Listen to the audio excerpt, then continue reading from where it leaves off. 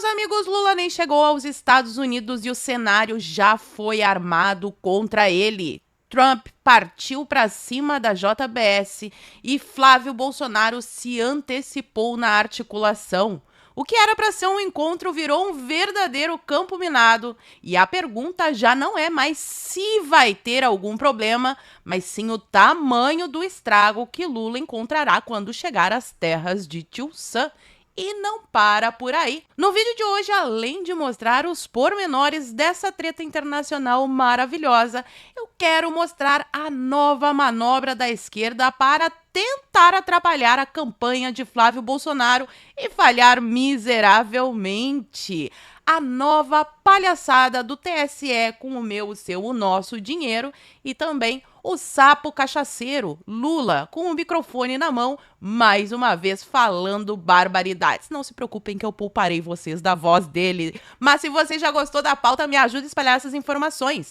Curte, comenta, compartilha bastante o link desse vídeo nas suas redes sociais, grupos de Face e de Zap, dá uma verificada na tua inscrição, vê se ela continua ativa aqui no canal. E se não for inscrito, se inscreve e dá essa moralzinha pra mim. Começando aqui, atualizações sobre a treta da rejeição do Messias, que deu o que falar durante o feriado, todo o Lula irritado, falou palavrão pro Alcolumbre, o STF rachado, uma loucura. Aí o Lula disse que vai indicar uma mulher negra, agora volta atrás e vejo esta notícia aqui fresquinha de agora há pouco. Lula quer indicar Messias ao STF novamente. Sim, é sério, é sério. Mas avalia o melhor timing aqui, segundo Igor Gadelha. Em conversas reservadas, o Lula disse a aliados não ver um motivo sequer para o Senado ter rejeitado a indicação do Messias. E segundo a coluna do Igor Gadelha no Metrópolis, ele vai esperar a eleição. Então, após a eleição, o Lula indicará aí talvez o nome de Messias, mas se ele tiver perdido, mesmo indicando, eu acho que não passa, independente do nome que ele colocar lá pro Alcolumbre. Essa notícia aqui também foi muito comentada ontem, eu preciso fazer uma observação. Saiu na Veja, Moraes nega pedido de Débora do Batom para aplicar o PL da dosimetria. Infelizmente, a maioria das pessoas leu só isso, e realmente é revoltante. Já falei pra vocês que o certo seria a anulação da pena, que o bom seria uma anistia, né? Infelizmente o que temos aí é essa história da dosimetria e que ainda assim poderíamos enfrentar problemas no STF. Mas aqui embaixo fala o verdadeiro motivo. O ministro afirmou que a derrubada do veto ainda não está em vigor, porque não foi publicada no Diário Oficial.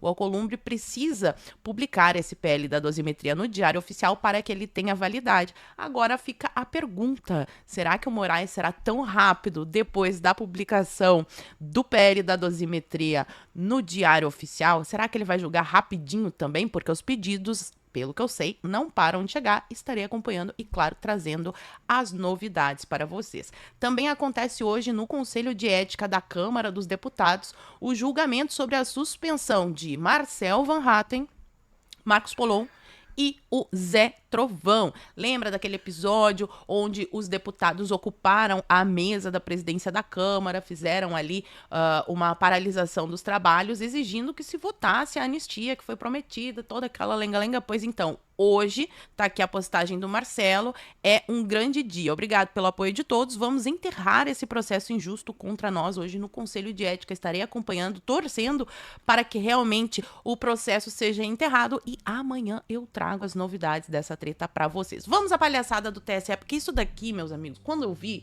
eu fiquei pensando assim, meu Deus, toquem as trombetas, volta Jesus, porque realmente a coisa tá feia. Olha só. Dinheiro público foi usado, ainda não sei quanto, para o TSE lançar Pilili, o mascote oficial das urnas eletrônicas. Eu vou rodar aqui o vídeo para vocês sem o áudio. Esse é o mascote e na internet já temos um jingle. É assim, pililim, pililim, pililim. Alguém votou pra mim. Olha que beleza. Seria lindo, né? Fica aí a sugestão, então, pro TSE. Não vou nem cobrar os royalties sobre essa canção maravilhosa para ser o jingle do Tililim. E o Lula pegou no microfone mais uma vez. E vocês sabem, já falei em diversos vídeos, que a melhor arma contra o socialista é o microfone, porque ele fala e deixa muito claro como só pensa groselha. Lula disse o seguinte, abre aspas, é muito bom que o povo tenha capacidade de se endividar, fecha aspas. É maravilhoso, Lula, é maravilhoso. Um povo que se endivida é sensacional. O presidente defende o crédito como motor do consumo e afirma que brasileiros devem contrair dívidas com responsabilidade. Gerar renda, construir empresas, melhorar o país, né? Ter uma infraestrutura. Não. Vamos nos endividar para dar mais dinheiro aos banqueiros também, porque vale lembrar que os juros vão para o bolso dos banqueiros, que o Lula diz combater, mas que amam os governos petistas, porque nos governos petistas os bancos têm os maiores lucros. E esse daqui é o desespero, porque a economia está em frangalhos. Você, quando vai no supermercado, eu sei que fica assustado, assim como eu, com os preços. Tudo está pela hora da morte. E a conta de luz, então, eu não vou nem comentar, porque daí já começa a me dar depressão. Mas vamos, então, a nova manobra do PT. Parece o Dick Vicarista na corrida maluca. Sempre com um negocinho, uma artimanha, porque no argumento e na entrega de resultados, a esquerda nunca vai vencer. Eles precisam maquiar os resultados do seu governo para que a tragédia não fique tão escancarada através desse agora programa Desenrola 2, distribuição de, sei lá, cesta básica, gás, luz de graça para uns e aí fica mais caro para outros, enfim, todas essas manobras. Além disso, como eles não têm nada de bom para apresentar, eles precisam inventar mentiras e tentar ali manchar a imagem dos adversários. As campanhas petistas sempre foram assim. Mas o Lauro Jardim traz essa notícia aqui, que para mim é o cúmulo da cara de pau até para a esquerda. Presta atenção na sequência que eu preparei. Federação do PT, PCdoB e PV, processo PL por impulsionamento indevido de propaganda antecipada negativa contra Lula. Não pode falar coisas que desagradem a esquerda. Motivo: o impulsionamento de postagens negativas a Lula e ou ao PT. A legislação eleitoral permite o impulsionamento pago de conteúdo político eleitoral, desde que não haja propaganda negativa contra adversários políticos, o que eu já acho essa regra uma palhaçada, porque assim, desde que o mundo é mundo, a política funciona assim. A gente mostra o que tem de bom e o que tem de ruim do adversário, divulga as informações, só não pode mentir. Agora, por exemplo, falar que Lula tem aliança com ditadores não é mentira. Mas como é negativo ao Lula, daí não pode falar, né? Nem sendo verdade. Só que essa canalice aqui, ela fica mais canalha ainda quando eu vou recuperando matérias de agora, ó, março de 2026. O Poder 360 noticiou que o PT gastou ao menos 147 mil com a ofensiva contra Flávio Bolsonaro. A sigla pagou esse valor ao impulsionar no Facebook e no Instagram 6 vídeos com críticas ao PL e à presidência. Provavelmente com muitas mentiras, como aquela de que o Flávio Bolsonaro é culpado do escândalo Master, né? Os contratos da Vivi com 129 milhões do Chante não tem nada a ver. A culpa é do Flávio e do Bolsonaro que está preso. Mas o valor foi ainda maior, porque na Veja saiu aqui, ó, com Lula estagnado e continua cada vez mais estagnado, ou melhor, cada vez mais descendo na pesquisa que eu vou mostrar para vocês ao final do vídeo. Mas com Lula estagnado, o PT financia bombardeio contra Flávio Bolsonaro nas redes. O partido gastou 378 mil em impulsionamento, parte deles com ataques ao adversário do Lula. Aí fica a pergunta, né? A esquerda vai continuar podendo fazer isso, a direita qualquer coisa é proibida, e vocês vão chamar isso de democracia até quando? Censurando o debate público, porque é isso que pelo menos o povão do lado de cá está vendo. Mas vamos ao grande assunto do vídeo. Finalmente, a viagem que era para ter sido em março será agora nesta semana e Lula vai finalmente aos Estados Unidos e a coisa tá feia pro lado dele. Se liga nessas informações. Lula viaja para os Estados Unidos para a reunião com Trump em Washington nesta quinta-feira. O encontro vem sendo negociado desde janeiro e deve focar na pauta econômica e segurança. A equipe presidencial viaja nesta terça, dia 5, para preparar a estadia em Washington. Bom, pauta econômica e segurança. Quando eu leio isso, o que me vem na cabeça? a história da JBS, do cartel que tem lá, do preço da carne que está sendo um problema para o governo Trump e que ele precisa resolver. Temos aí também o tarifaço. O que será que o Lula vai oferecer para derrubar? Porque ainda tem alguns produtos com tarifa muito alta para exportação para os Estados Unidos. Agora, na segurança, eu não tenho dúvida que o assunto será PCC e Comando Vermelho e a classificação desses grupos narcoterroristas como narcoterroristas para que possa haver aí uma colaboraçãozinha maravilhosa entre a polícia dos Estados Unidos e a polícia do Brasil para extirpar esse câncer da América Latina, como já estão fazendo em outros países. Vídeo que aconteceu na Venezuela quando prenderam o chefe do narcoterrorismo naquele país. E para piorar a situação para o Lula, o Flávio está, neste momento, lá nos Estados Unidos, articulando. A informação vem da coluna do Igor Gadelha, ó. Flávio viaja aos Estados Unidos na véspera do encontro de Lula com Trump. Dias antes do encontro entre Lula e Trump na Casa Branca, Flávio Bolsonaro viajou a Miami, nos Estados Unidos, para uma agenda privada. Mas vale lembrar aqui que Eduardo Bolsonaro e Paulo Figueiredo estão lá nos Estados Unidos e eles têm reuniões aí, volta e meia, com o pessoal da Casa Branca. Então, traz a informação o Igor Gadelha de que o senador e presidenciável Flávio Bolsonaro desembarcou nos Estados Unidos nesta segunda-feira. Ontem chegou a terras de Tio Sam. Dias antes do encontro de Lula com o presidente Donald Trump na Casa Branca. E quem achar que uma coisa não tem nada a ver com outra é uma pessoa que tá viajando na maionese, né?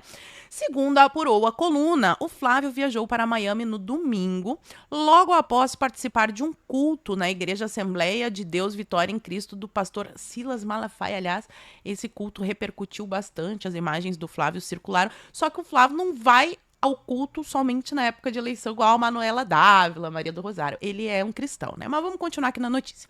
Flávio viajou acompanhado do senador Rogério Marinho, atual líder da oposição no Senado e coordenador geral da pré-campanha do filho mais velho de Jair Bolsonaro. Uma das agendas de Flávio em Miami, então é uma das, ele tem várias, não sabemos ainda todas, provavelmente nem saberemos. Segundo apurou a coluna, será um encontro com o irmão Eduardo Bolsonaro, que vive autoexilado nos Estados Unidos há mais de um ano. Até por volta das 15h30 de segunda-feira, ontem, nem Flávio nem Marinho haviam divulgado nenhuma informação oficial sobre a viagem, nem feito qualquer postagem nas redes sociais. Eu acho ótimo, essas coisas a gente tem que fazer mesmo no silêncio. A Carla Zambelli antecipou e olha aí todo o rolo que deu para ela, infelizmente, né? Mas voltando aqui, a previsão é de que Flávio retorne ao Brasil na quarta.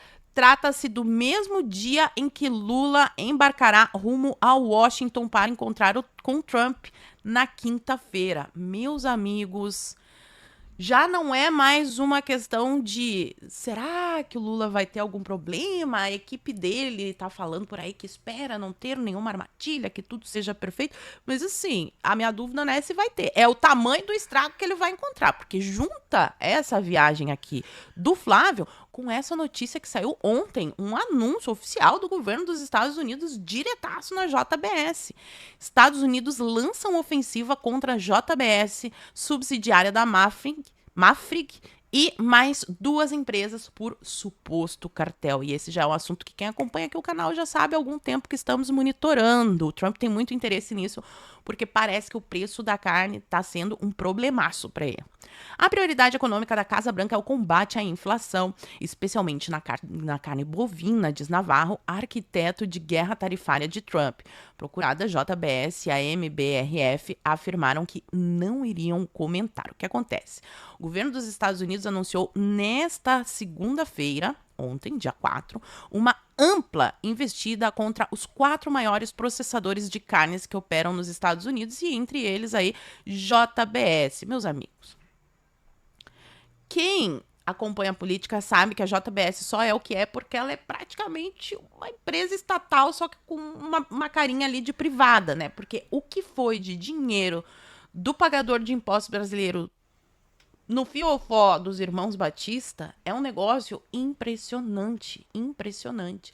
E não é só lá nos Estados Unidos que eles causam problema. Aqui no Brasil também, muitos produtores rurais, os agropecuaristas, reclamam dessa concentração nos frigoríficos da JBS, que conseguiram quebrar os pequenos frigoríficos numa manobra muito estranha, vamos dizer assim, para não ganhar nenhum processinho, né? Mas aqui, ó, durante a entrevista coletiva, o conselheiro sênior de comércio e manufatura e arquiteto da guerra tarifária do Trump, ou seja, será assim assunto da reunião com o Lula, afirmou que a prioridade econômica da Casa Branca é o combate à inflação, especialmente na carne bovina.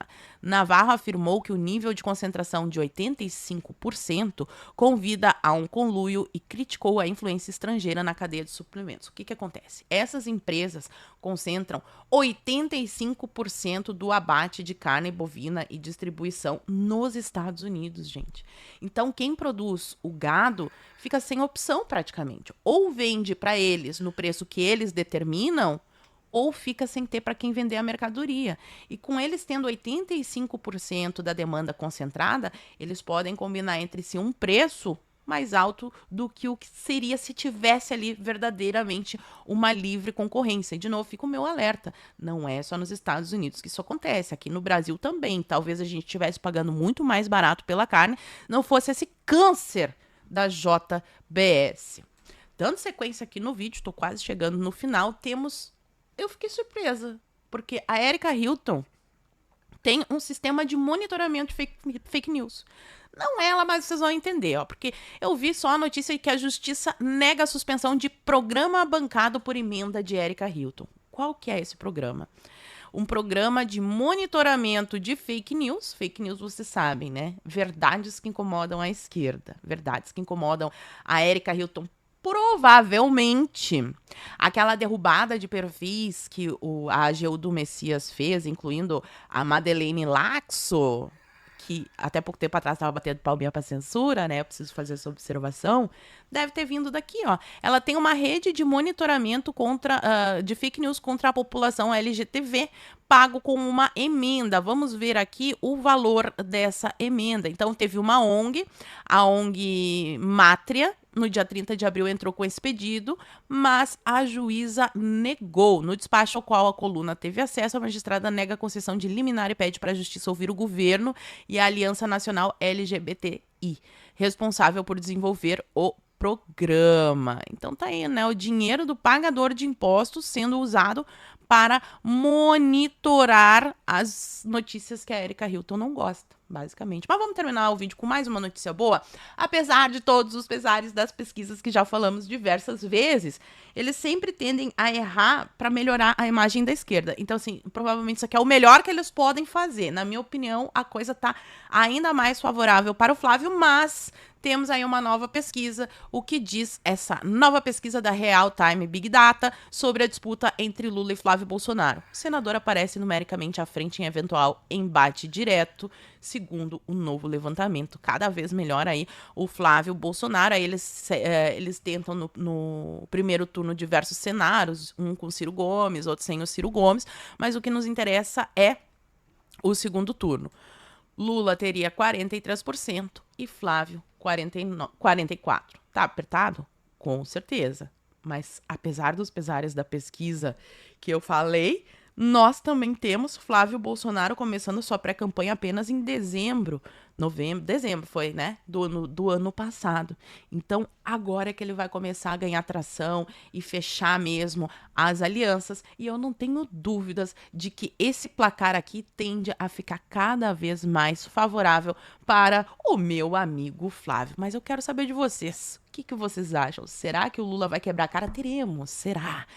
Uma imagem de Trump esfregando a cara do Lula no muro chapiscado da Casa Branca. Ia ser tão legal, gente. Eu ia fazer tanta pipoca, eu ia rir, ia produzir tanto conteúdo. Mas fala pra mim aqui nos comentários o que vocês acham. E por enquanto eu vou ficando por aqui. Muito obrigada por terem assistido ao vídeo até o fim. Fiquem todos com Deus. Um beijo e até a próxima.